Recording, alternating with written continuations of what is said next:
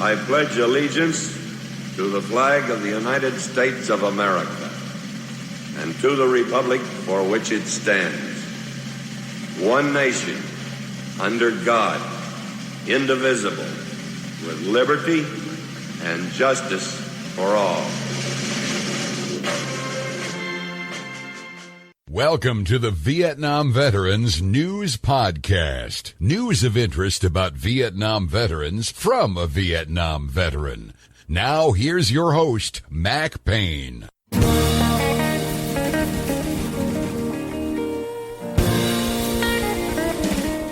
This is Mac Payne here with episode 17901 of the Vietnam Veteran News Podcast. News about the Vietnam War and the brave veterans who served there, as told to you by yours truly, a Vietnam veteran. This episode is sponsored by the Legacy Staff, a product of the Brazos Walking Sticks Company located in beautiful Waco, Texas. Just go to brazossticks.com and check out their impressive offering of walking sticks and staffs. Use my name, Mac Payne, make it into just one word, no space, at the checkout coupon code and get 10% off your next order of the Legacy Staff or cane of your own design. When you go to that website, you're going to see some amazing things that they do with pieces of wood they just go out and cut themselves. Out there in the wilds of Central Texas. They bring them back into their shop there, and there's 26 employees go to work on creating beautiful staffs, walking sticks, and canes out of that wood. It is an amazing thing what they do out there. Of course, they've been doing it for over 20 years, so you get good at it after a while with lots of practice, and that's what they have, lots of practice making beautiful staffs, canes, and walking sticks. Remember, brazossticks.com. Whenever you get down to the checkout, put my name, Mac Payne, into the coupon code box, and they'll immediately knock off 10%. That's a big deal, especially when you consider what you're getting for your money there. William T. Sherman, the founder of Louisiana State University and also a former general in the Army during the Civil War, uttered these famous words: "War is hell," and he's right. Doesn't matter what war you're in, it is hell. It was hell back there in the Civil War, and it was also hell in the Vietnam War. Anytime there's lots of killing going on, it's a serious thing. I'm going to share a story with you in this episode about a Marine lieutenant who served in the infantry in Vietnam. Things happen there that still haunt him to this day. I want you to hear his story, just so we all understand how tough wars are and how we must hope that we have leaders smart enough and wise enough to keep us out of wars where we don't have to send our young people, men and women, into combat to die for their country. We do not want any more black-walled marble monuments in Washington, D.C. with 58,276 names on it of people who gave their lives for their country in that war. We do not want any more of those. My purpose here is to repeat these stories so it will remain on our collective minds so that hopefully we will not do it again. The story I'm going to share with you comes from the St. Louis Post-Dispatch.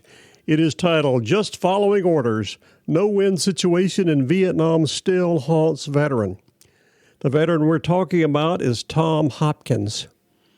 He was a lieutenant in the Vietnam War. When he left the service, he worked in the insurance industry.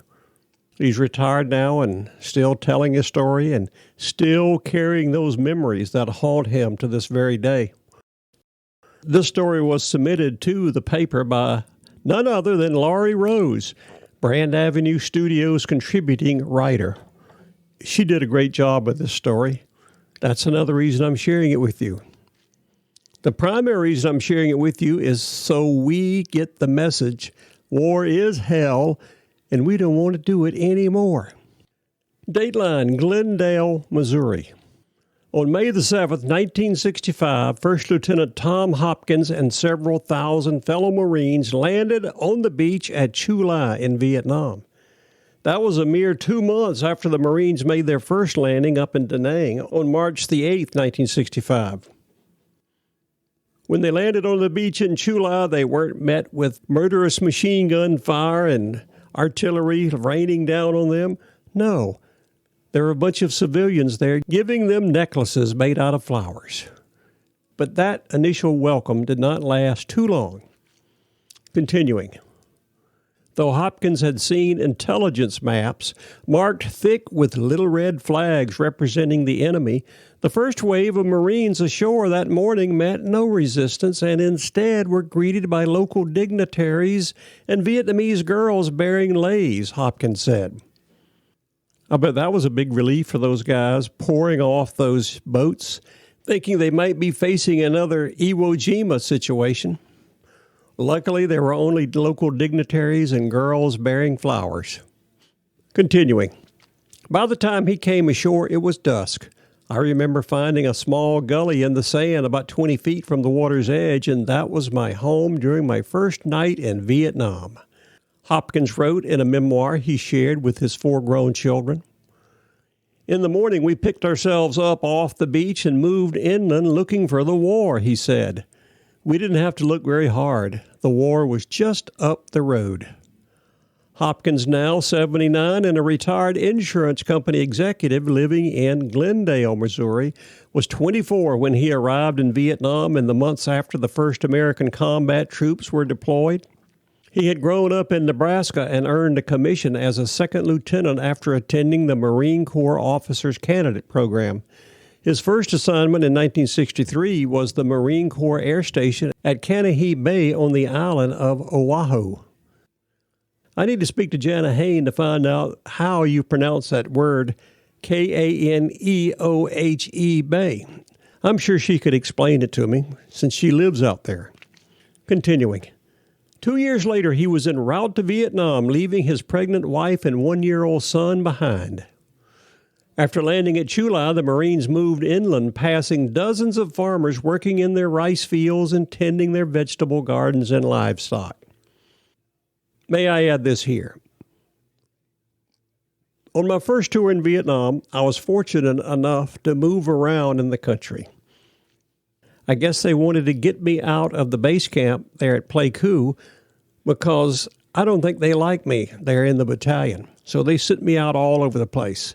All walking through the woods, going up to Kon Tum, going out to the coastline at Duc Pho and LZ Baldy.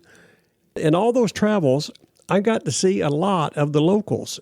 My impression was that the people in Vietnam could care less about communism or capitalism or anything else. All they wanted to do was raise a few pigs and rice on their little farms and take care of their family.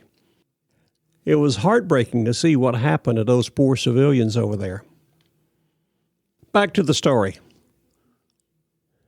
That was my opinion of the situation going on over there, and I have a feeling Tom Hopkins shared that opinion.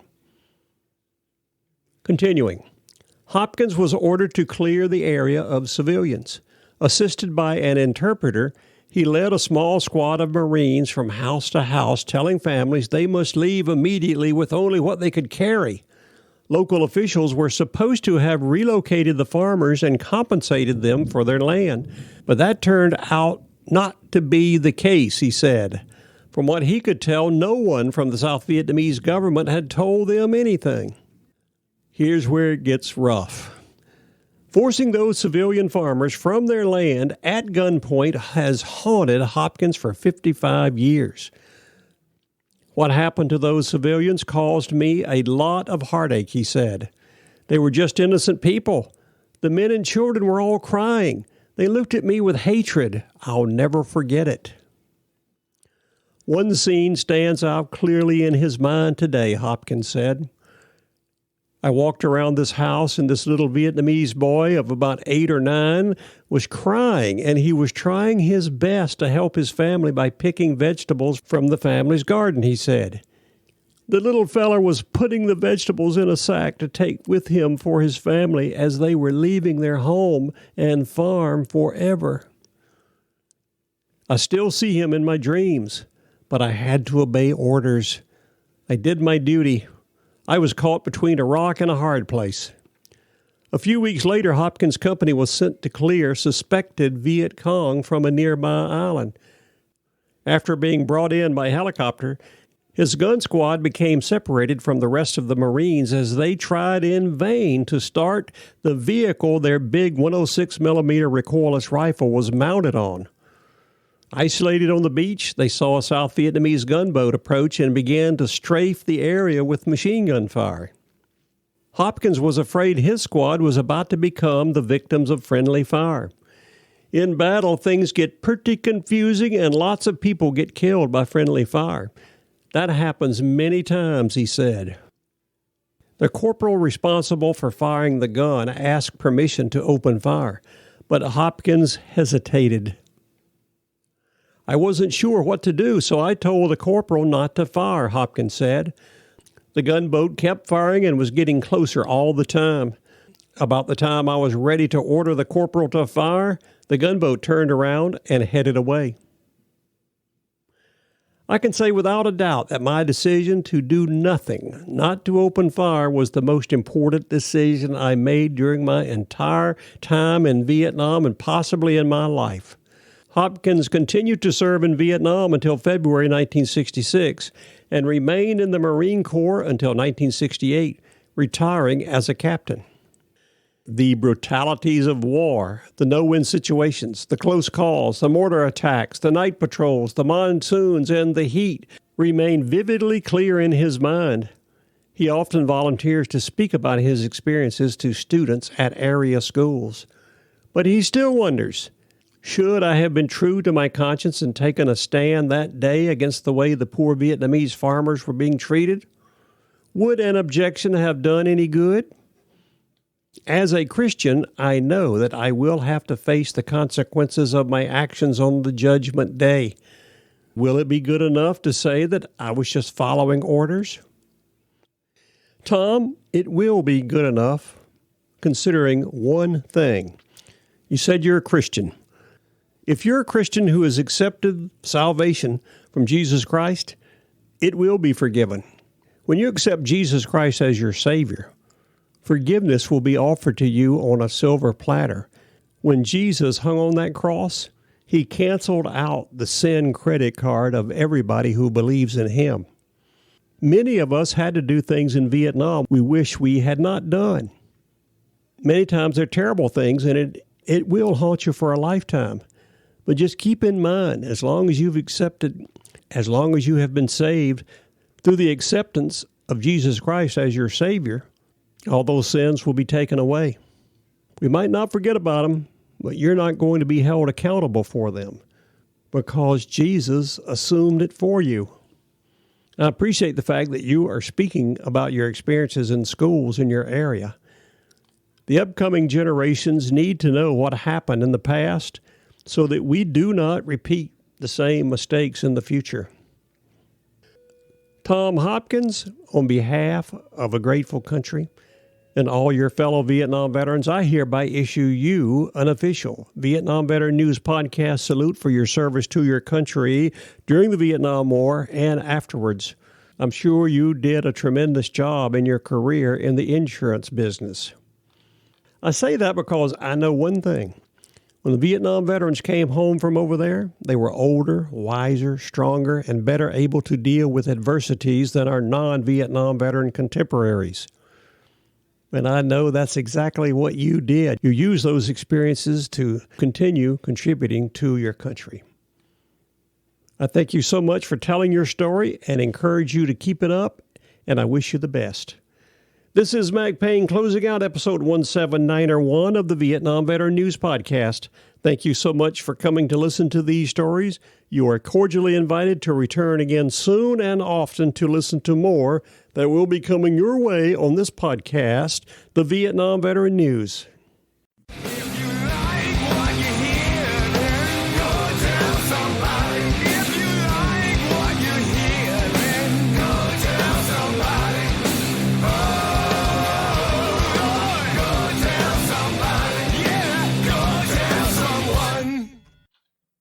How about that? Ain't that a mess?